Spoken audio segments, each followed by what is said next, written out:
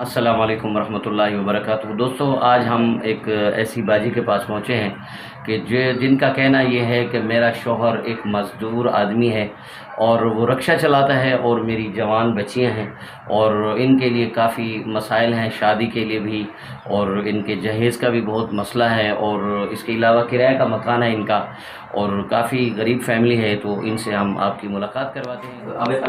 باجی، السلام علیکم باجی۔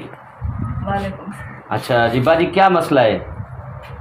بھائی ہم بہت غریب ہیں، ایک کمانے والا اور 6-7 کھانے والے۔ اچھا جوان بچیاں ہیں، 2 لڑکے ہیں چھوٹے۔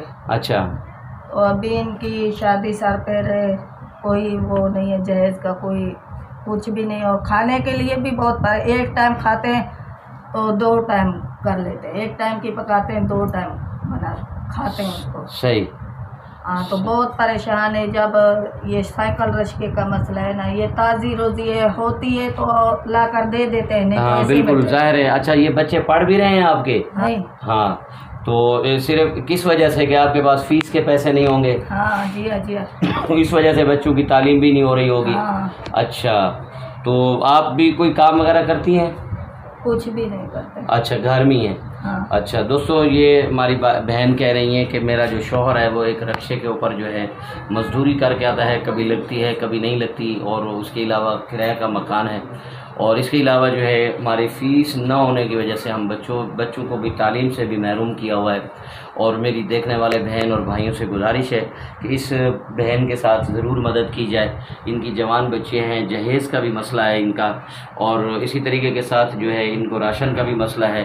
تو جتنے بھی میرے بہن اور بھائی دیکھ رہے ہیں، اور آپ ان سے میری التماس ہے کہ ایسی غریب فیملی کے ساتھ ضرور مدد کی جائے جو مستحق فیملی ہے۔ اور وہ ہم سب کو چاہیے کہ ہم خود بھی اولاد والے ہیں، ہماری بھی بیٹیاں ہیں، تو ہم کسی کی بیٹی کے جہیز کے لیے اگر ہمارے سے مدد ہو سکے تو یہ جو نمبر آ رہا ہے اسکرین کے اوپر، آپ میرے ساتھ رابطہ کریں۔ انشاءاللہ تعالیٰ آپ کا جو بھی تعاون ہوگا ہم اس بہن تک ضرور پہنچائیں گے انشاءاللہ تعالیٰ۔